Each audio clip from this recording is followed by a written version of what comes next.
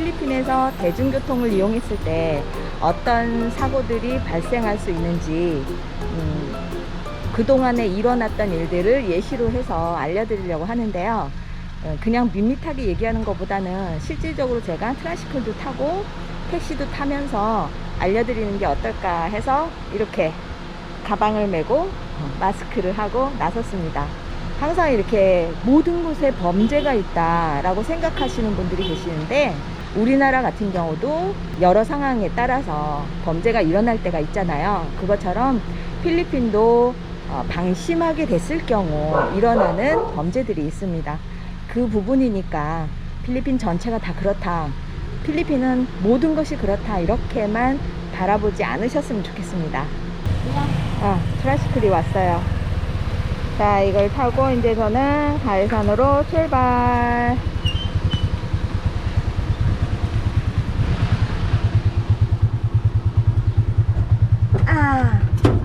가해산호. 네, 여기 의자 2개 보이죠? 보통 제가 앉는 자리에 이렇게 보일래나?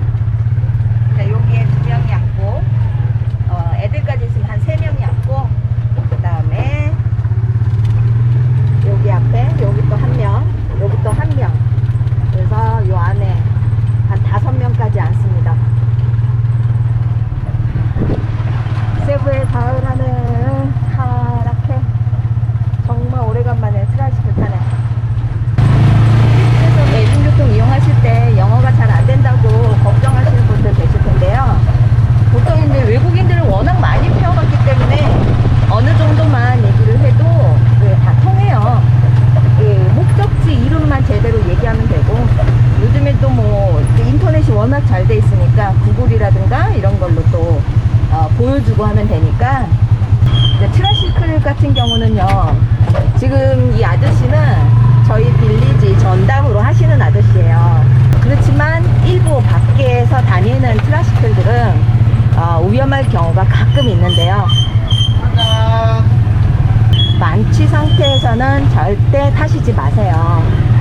제가 마닐라에 살았을 때도 만취했던 한국분이 집에를 간다고 혼자 탔다가 아침에 깨어났는데, 정말 실오라기 하나 걸쳐져 있지 않은 상태에서 아침에 깨어난 사람이 있다고 합니다. 뭐 제가 직접 지인은 아니지만 제 지인의 지인이 워낙이나 술을 좋아하는 사람이라 그런 경우를 겪는 경우가 있는데, 상의를 입지 않은 것만 해도 다행이다 싶을 정도로 트라이시클 같은 경우는 술 취한 사람들이 가장 흔하게 당하는 게 바로 이제 도둑이죠. 이제 강도라고 해야 되나? 그건 아닌 것 같고, 그냥 아무데나 골목으로 가서 지갑에 있는 돈뿐만은 아니라 옷까지 홀딱 가져가 버립니다. 그런 경우는 조금 드물게 일어나고 있어요. 저는 지금 이거 스페셜을 타고 여기 와서 50페소를 냅니다. 자, 친절하게 딱 앞에서 세워주네. 맨 앞에를 택시를 타야죠. 주무시네, 운전 아저씨가. 빼래? 자, 택시. 땡큐. 자, 이 아저씨는 친절하게 지금 미터기를 켰고요. 택시를 타면은, 저도 필리핀에 처음에 왔을 때 걱정한 게 택시 요금에 대한 바가지예요. 근데 이제 요즘은 그게 많이 없어졌어요. 이제 미터를 많이 켜고 있고, 혹시라도 이제 여행객인 티가 나거나 그러면 아마도 이제 흥정을 하려고 할 거예요. 뭐 쉽게 부르는 게 보통 나오는 금액에서 한 100페소에서 200페소 그 정도를 더 올려가지고 흥정을 하더라고요. 그럴 때는 이제 싸우지 말고요, 제일 좋은 거는 약간의 이제 추가 요금을 살짝 주는 거죠. 그러니까 20페소를 더 줄게, 뭐 이런 식으로 해서 나오는 요금에 더 줄게 이렇게 얘기를 해서 흥정을 좀 하시는 게 좋습니다. 택시기사하고 싸우면 절대 이길 수가 없기 때문에 그렇게 하는 게 좋고요. 마닐라에 때는 택시를 타면 무조건 제일 먼저 하는 게 문을 잠그는 거였어요. 지금도 그런지는 모르겠지만 아마도 크게 변하지는 않지 않았을까라는 생각이 들어요. 그거는 마닐라에서는 택시 안에 타 있을 때 운전기사가 아닌 외부 사람으로 인해 강도를 많이 당합니다. 요즘은 많이 없어졌을 거예요. 언제 그렇게 되냐면 신호대기 하고 있을 때 문이 안 잠겨져 있으면 바로 문을 열고 이제 칼이라든가 이런 걸로 다투기 싫으니까 바로 그냥 칼로 찌른다든가 이렇게 해서 들고 있는 가방을 가지고 나가는 일들이 꽤 있었어요. 세부를 오고 나서는 택시를 타면 문을 잠근 거예요. 그러니까 세부에 살고 계신 분들은 또 그거를 좀 이상하게 생각을 하시더라고요. 이게 지역적으로 조금 다른 것 같아요. 그리고 택시를 타서 저녁에 탔을 때는 기사가 지름길로 간다고 해도 될 수 있으면 저녁에는 지름길로 가지 마세요.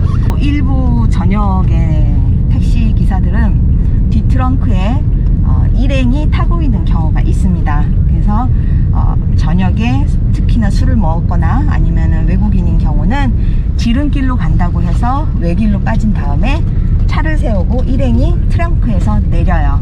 그래서 강도를 맞는 경우도 있고요. 그리고 한국이 지금이 어떤지 모르겠지만 한국에는 합승이 있었잖아요. 지금 저도 그거는 없는지는 잘 모르겠어요. 필리핀은 합승이 없습니다. 합승이 없기 때문에 누가 같이 탄다 했을 때는 그냥 그 차에서 내리세요. 그때는 이미 운전기사 자체가 평범하지 않기 때문에 그 사람 보고 내리라고 하는 게 아니라 본인들이 내리시는 게 좋습니다. 이거는 제가 마닐라에서 직접 겪었거든요. 그때 여자 둘이서, 저까지 여자 둘이서 택시를 탔는데 앞좌석에 누가 이렇게 어영부영 타더라고요. 바로 쫓아서. 그래서 너 어디 가는데 이걸 타냐 했더니 저거 기사하고 마치 목적지를 얘기하는 것처럼 자연스럽게 얘기하고 괜찮아 그냥 가면 돼 이러더라고요. 그래서 계속 따지다가 우린 내린다고 하고 내렸거든요. 그런 경우도 있기 때문에 한국 분들은 당연히 그냥 합승하나 보다 이럴 수도 있잖아요. 그런 경우는 전혀 없습니다. 이거는 이제 마닐라에서 이제 그 현장을 본 사람이 얘기를 해줬는데, 엄마가 아이를 데리고 같이 차에 탔는데 그 옆좌석에 탄 사람이 협박을 한 거죠. 그럴 때는 정말 패닉에 빠질 수밖에 없겠죠. 그래서 이제 지갑하고 핸드폰하고 이렇게 다 뺏어서 도망을 간 경우가 있는데, 총을 가지고 협박을 하는 사람들도 종종 있다고 합니다. 그거는 저는 제 주위에서는 겪어보지는 못했어요. 밀폐된 공간이기 때문에 옆에서 그렇게 협박을 하면 뒷좌석에 있는 사람들은 뭐 그냥 핸드폰 보고 있거나 하기 때문에 잘 모르거든요. 이미 알게 됐을 때는 상황이 늦었고 위험하기 때문에 누가 도와주지를 못합니다. 이 멀티캡이라든가 아니면 찌푸니라든가 아니면은 이 메가택시라든가 이런 대중교통을 이용하실 때는 가장 안전한 거는 운전석 옆자리에 앉는 거예요.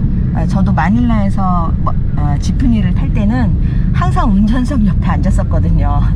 그 자리가 그나마 가장 안전합니다. 조금 더 이렇게 공개된 자리고, 그리고 대중교통 중에 또 하나가 시외버스죠.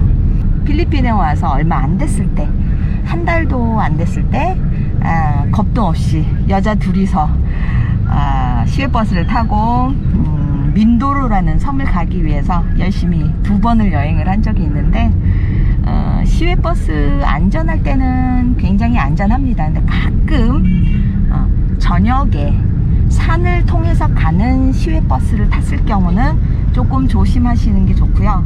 될 수 있으면 저녁에 타는 거는 안 타시는 게 좋습니다. 차 내부에 다 커튼이 있기 때문에 중간에 차를 세워서 안에 들어와서 총으로 사람들을 협박을 하고, 그 다음에 이제 모든 현금과 핸드폰 이런 걸 다 가져가는 사람들이 있고요.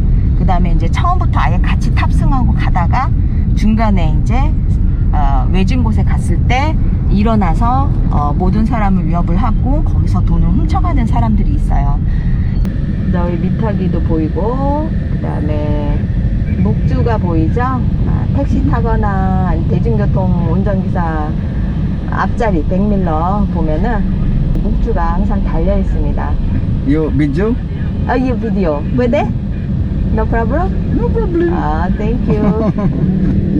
지금 114.5페소. 이 얘기도 하나 해야죠. 미터기를 튀기는 경우가 있어요. 그게 뭐냐면은 가만히 미터기를 쳐다보고 있으면 가만히 있는 제대로 가는데 잠깐 눈을 잠깐 돌리고선 되돌아보면 금방 10페소, 20페소가 뛰어 있는 경우들이 있어요. 그런 것도 조금 체크를 하시면 좀 더 좋습니다. 얼마가 나왔나면 볼까요? 135. 134페소가 나왔습니다.